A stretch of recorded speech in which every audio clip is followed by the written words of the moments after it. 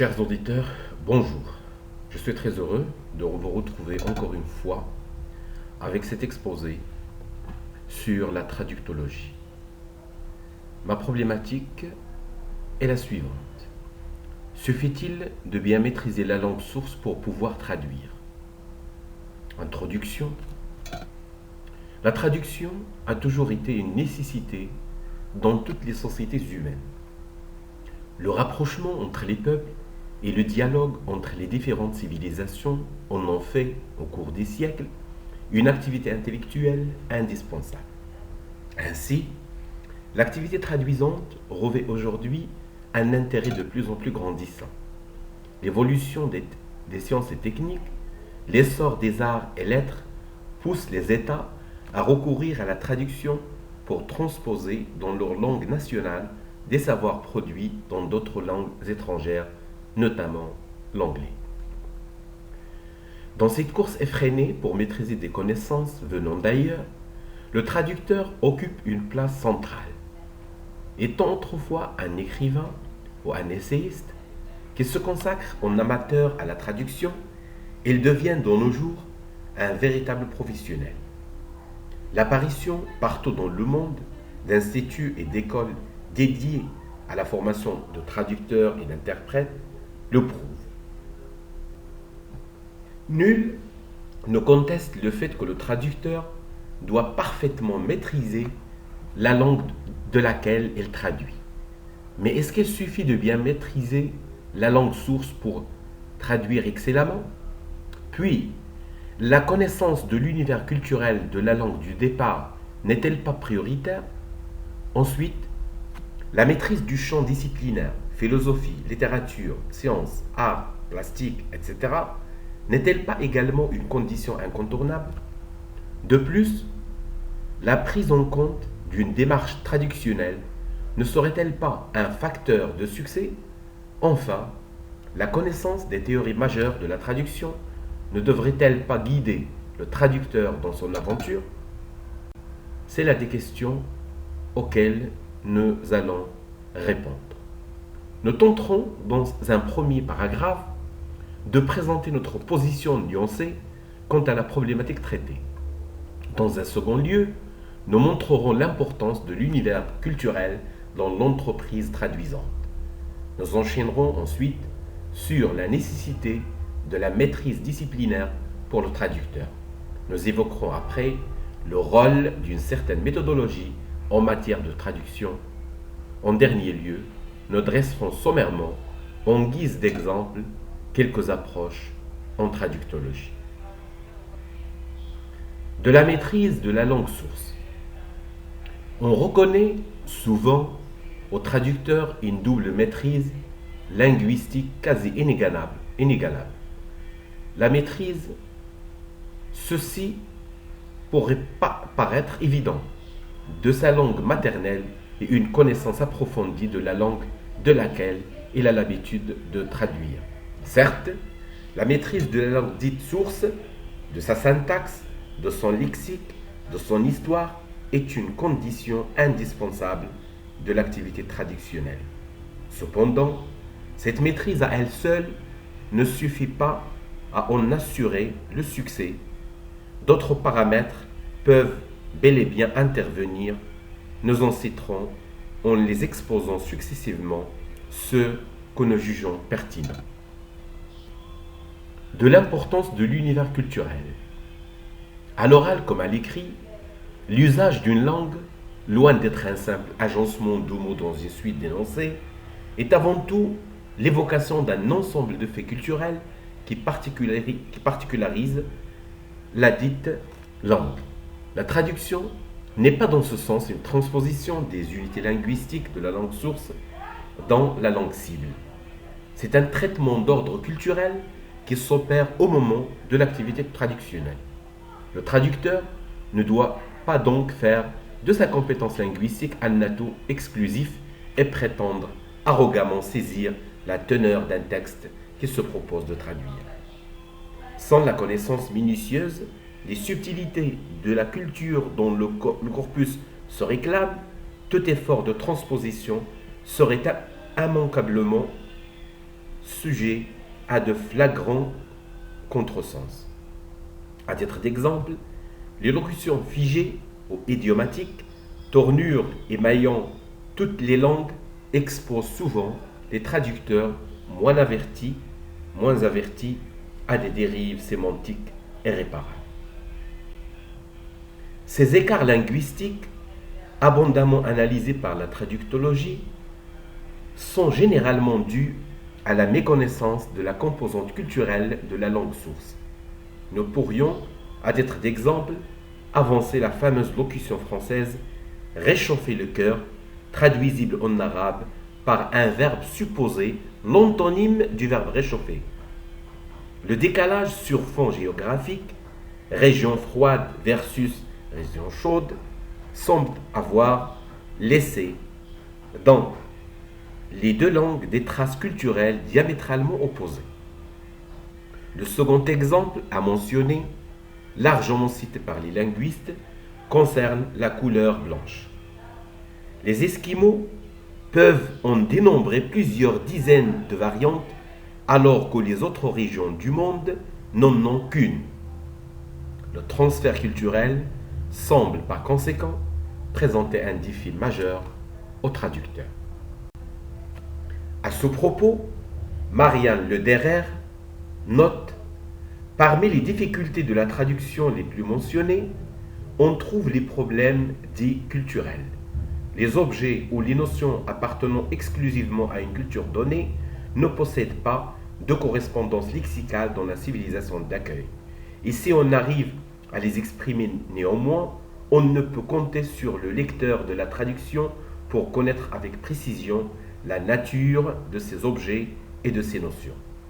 Les habitudes vestimentaires ou alimentaires, les coutumes religieuses ou traditionnelles mentionnées par l'original ne sont pas évidentes pour le lecteur de la traduction. D'après Marianne Lederer, la traduction aujourd'hui, édition Hachette, Fleu, 1994, page 122. Comme la citation nous le laisse entendre, il incombe au traducteur d'apporter au lecteur incapable de percer la dimension culturelle quelques éclaircissements, éléments essentiels à la compréhension du texte traduit. Cependant, il arrive parfois que le traducteur lui-même se montre perplexe, voire défait devant certains faits culturels qui lui échappent complètement. D'où l'intérêt de s'instruire permanemment en lisant beaucoup de textes traitant des thématiques constituant l'objet de la traduction. La maîtrise du champ disciplinaire. Si certains traducteurs se trompent parfois en se rendant victimes de confusion ou de travestissement de sens, c'est qu'ils ne sont pas suffisamment informés sur les contenus qu'ils se proposent de traduire. La maîtrise disciplinaire est un passage obligé pour se consacrer à l'activité traductionnelle.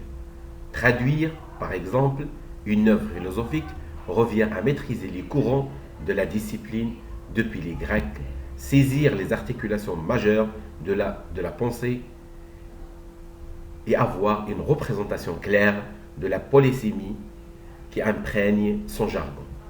En effet, les concepts utilisés différemment suivant les époques et les doctrines ne recouvrent pas toujours les mêmes signifiés, ce qui incite à beaucoup de prudence lors de la traduction.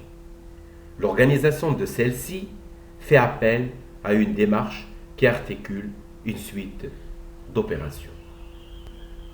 Pour une méthodologie de l'activité traduisante. Pour que l'entreprise traductionnelle réussisse, certains traductologues la ramènent à 3 opérations successives formant l'itinéraire qu'un traducteur se doit de suivre. Robert Larose, citant Delille, les résume comme suit. La compréhension. Elle concerne le décodage des signes linguistiques et de l'appréhension du vouloir dire de l'auteur par référence à la réalité. La visée du texte semble revêtir une importance de taille. La reformulation. Cette opération procède par raisonnement analogique.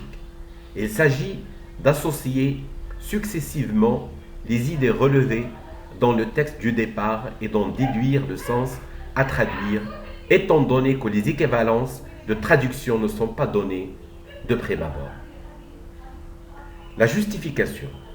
C'est une interprétation qui adopte une approche onomasiologique, c'est-à-dire l'examen d'une idée à partir de ses expressions dans la langue. Le but en est la vérification de l'exactitude de la traduction. À vrai dire, les opérations adoptées par tel ou tel autre traducteur dépendent des écoles ou des courants qui ont marqué depuis des décennies le destin de la traduction. Le survol de ces théories intéresserait probablement les professionnels du domaine. 5 écoles méritent, à notre sens, d'être sommairement présentées. Les courants les plus saillants de la traduction. Le premier courant, la théorie interprétative. Souvent dénommée l'école de Paris, elle est développée au sein de l'ESIT, École supérieure d'interprètes et de traducteurs, grâce à Danica Siliskovic et Marianne Lederer. Le modèle interprétatif stipule que le traducteur doit d'abord commencer par comprendre un texte dans une langue source, ensuite le réexprimer dans une autre langue dite cible. Pour les tenants de cette théorie, le succès de la traduction reste tributaire de plusieurs paramètres que recense Lederer en affirmant la qualité de la réexpression dépend du degré de connaissance de la langue d'arrivée, du talent avec lequel le traducteur manie la plume. Elle est également tributaire de sa connaissance du sujet. Articulée en 3 opérations, l'interprétation, la déverbalisation et la réexpression ou reformulation. Cette théorie s'est initialement intéressée à l'oral pour étendre ses recherches au texte écrit. Elle s'attache au sens considéré comme de nature non verbale, prenant en charge l'explicite et l'implicite, ce qui exige du traducteur un bagage cognitif très important, connaissances encyclopédiques, contextuelles, biographiques, etc. Toujours d'après Marianne Lederer, la page 13. Le modèle numéro 2, le deuxième courant, le modèle de Véné et d'Arbelné. Les 2 auteurs canadiens tentent de développer un modèle traductionnel en se fondant sur une étude comparative entre le français et l'anglais. Dans une perspective comparatiste, ils essaient de mettre à nu les procédés impliqués dans le processus de traduction lors du passage d'une langue A à une langue B et de faciliter la réalisation de la transposition par la mise en relief des lois communes qui régissent les 2 langues. Ainsi, la traduction et la stylistique restent pour Véné et d'Arbelné intimement liées. Le troisième courant est celui du modèle de Georges Mounin.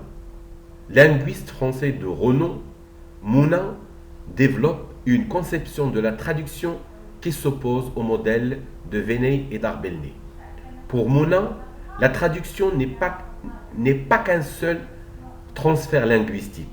Certes, il ne nie pas sa réalité linguistique, mais affirme qu'elle comporte aussi des aspects non linguistiques et extralinguistiques.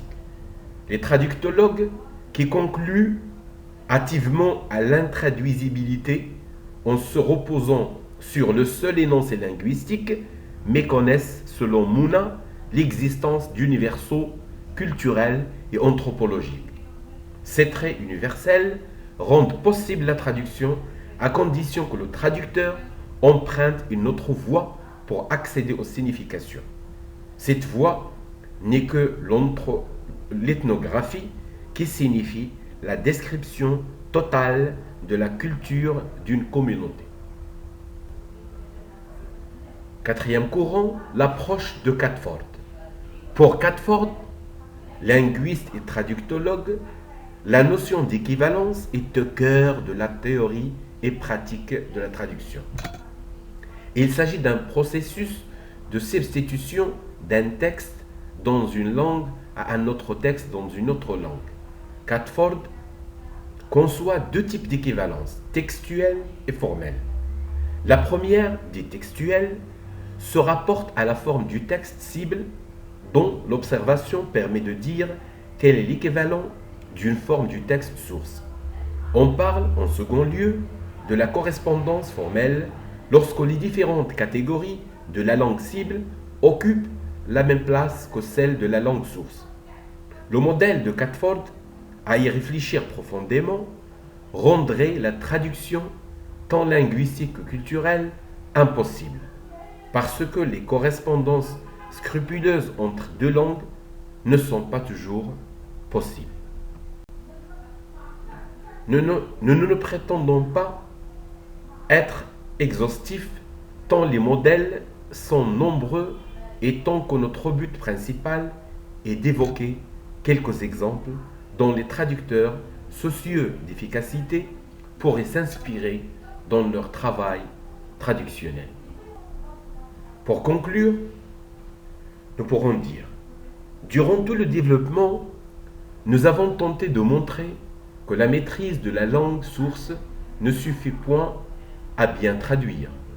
La connaissance de la dimension culturelle, du champ disciplinaire, objet de l'activité traduisante, l'appréhension d'une certaine démarche et le survol des approches traductologiques sont également des facteurs de réussite de la traduction, cette entreprise intellectuelle qui exige une pratique de longue haleine. Pour les références bibliographiques, je me suis reposé essentiellement sur ces deux ouvrages qui sont des ouvrages clés en traductologie, à savoir les théories contemporaines de la traduction de Robert Larose et la traduction aujourd'hui de Marianne Lederer. Sur ce, je vous remercie infiniment et je vous souhaite bonne journée.